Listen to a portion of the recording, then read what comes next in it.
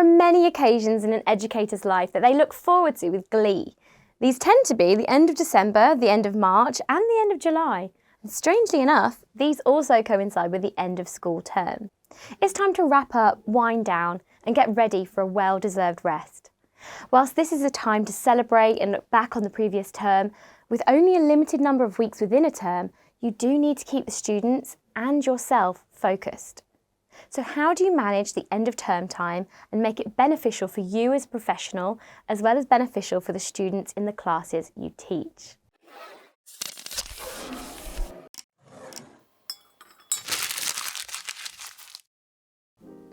Hi everyone, I'm Natalie from My Progression, and this video is about how to manage the end of term with the class or classes you teach and make the most of the end of term to benefit you and your students. When the end of term is in sight, each school day brings about its own challenges.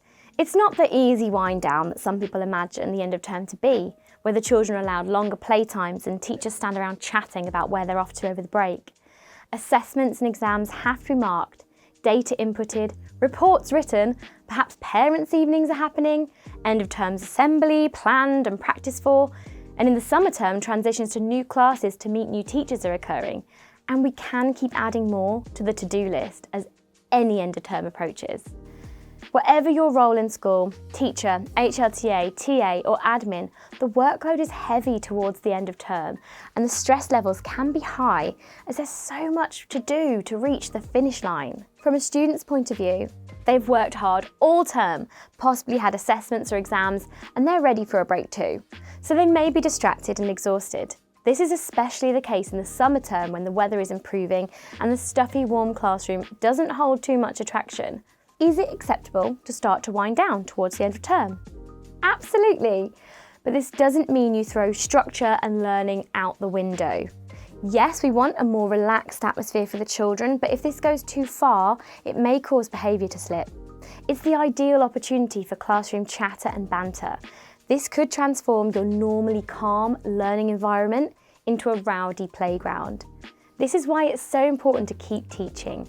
Run a tight ship and keep control. Remember that learning is their entitlement and your responsibility. Use this opportunity to reconfirm learning, set future expectations, and gain closure on the term. From a teacher's perspective, there's so much to do in preparation for the end of term, as well as looking forward and preparing for the new term. If not well managed, the timetable may be collapsed and feel chaotic and tensions may rise.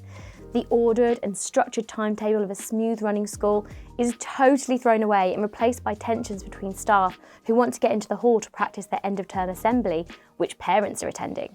Or sports day is cancelled due to torrential rain and you have 30 disappointed children sitting in PE kits looking at you expectantly, waiting to see what you have in store for them. If it's the end of the year, you'll have been informed where and what you'll be teaching next term. You've built relationships with your current class or classes, but you might need to get to know a new set of students in the new autumn term and prepare for them. So you now have one eye on your current classes, but one eye looking into the future. Added to this is the thought of moving your classroom around. When will you get all this done? How will you do it? The truth of the matter is, you can't do it all at once, and it will take some time. If you do want some extra support on setting up your classroom, check out our video on 5 key tips for classroom setup.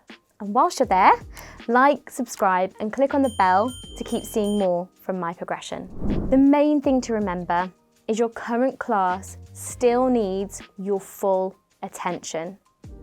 So how do you keep your class focused with the threat of the holidays breathing down your neck?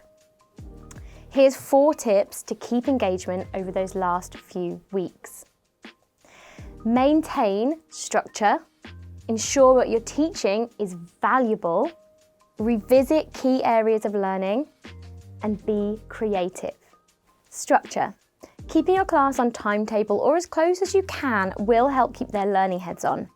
Plan and explore ways to teach creatively and engagingly to keep your class focused. Keep the momentum going as it will ensure you have a calm working environment and are in control of your classroom and make life easier in the long run. Make sure that all you do is valuable and the children are learning and they're engaged. It may make the difference to them in their understanding of a topic or improve their reading skills. View it as a time to tidy up the little bits of learning that perhaps need refining, and we'll discuss how to do that effectively and keep your workload to a minimum. Revisit. Your pupils had assessments, no doubt, data collected and inputted, and will be used to track progress. Use the analysis of these assessments to focus some of your teaching. Revisit those topics where your class have struggled, go over how to work out simultaneous equations with your Year 8, or reteach the past progressive tense in your grammar lesson, as no one had really understood the concept from your data. Set your class up to succeed and move on to the next term confident and happy. Why not plan a creative curriculum day or week which encompasses a range of learning skills or some self-directed learning? A project ending with a presentation. You'll be using so many skills that children may not even be aware they're learning whilst having fun. Many schools do use a skills-based curriculum in the primary sector, but if you haven't taught this way, take a look. One of our contributors used this teaching method with her Year 6 class after SAT and made origami boxes for a fundraising project in school. It was something motivational and worthwhile for the children to focus on as they were fundraising for an orphanage in Africa. They had a purpose, as well as using and refining skills linked to numerous areas of the curriculum, which included math skills, measuring accurately, scaling up and scaling down, dependent on the size of the box they wanted to make, fine motor, cutting and folding skills, and you will be surprised how many Year 6 children are not good at cutting and folding. Art and design skills, creatively decorating the boxes that they made, advertising skills, promoting their product, literacy skills, writing adverts and planning posters, PSHE, teamwork, who will do what in the team, presentation skills or ICT skills, and oracy skills can all be met if the children have to present their work to the class or staff. We have included a link to this lesson plan in the description. You'll soon begin to see how busy your classroom can be, productive, motivational, and have a purpose whilst learning. Yes, you need to be on hand, but you may also be able to just take a look over that EHCP you were sent. And best of all, no marking. You will also see different skill sets and talents the children have that you might not have recognised before. You didn't know Jessica had a love of origami and then was a brilliant teacher to her group. Have fun, but make sure the children are learning. Now, this could be an art project, a maths puzzle, drama task, or designing a game and writing the rules. As much as you can, avoid having to mark. Set more reading homework or just get creative. Let the children take ownership and sometimes lead the learning. Take on board their ideas and you'll be surprised at what they come up with. Your school may have its own ideas and well-planned end-of-term activities, so check with your line manager about how to handle the end of term in your setting. There are so many benefits of this more informal approach at the end of the school year, as well as the end of any term. You'll see your pupils in a different light. Get to know the children and a little bit about them and them about you as they work in a more relaxed environment. They don't know they're learning, but they are. You see different qualities in children sometimes, and this time will be an engaging way to end the term. They will remember this time with pleasure too. Just think back to the times that you remember from your school days. Don't be there in body, but not in spirit.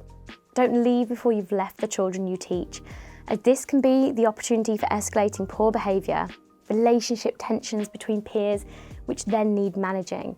Make sure that you're there, fully invested in your students to the very end, and that you keep control and make the learning day manageable and effective. You can do it, you can, but you can do it in a different way and have fun. These last weeks of term can be amazingly beneficial to the learner, as well as enable you to create a positive learning environment and experience for the children. So whilst the end of term can be a challenge, try to make your teaching day as easy for yourself as possible, but take the opportunity to teach, motivate, engage, and have some fun with the pupils. Be confident that you're moving the students onto their next year group, having done your best for each child, whilst having one eye on getting that case packed for that much needed holiday. It is the most hectic time of term, so now allow yourself that well-deserved break before the madness of the next term starts all over again. I've been Natalie from My Progression, and if you found this video helpful, then check out the rest of our channel for more on working education. and let's keep your career in motion.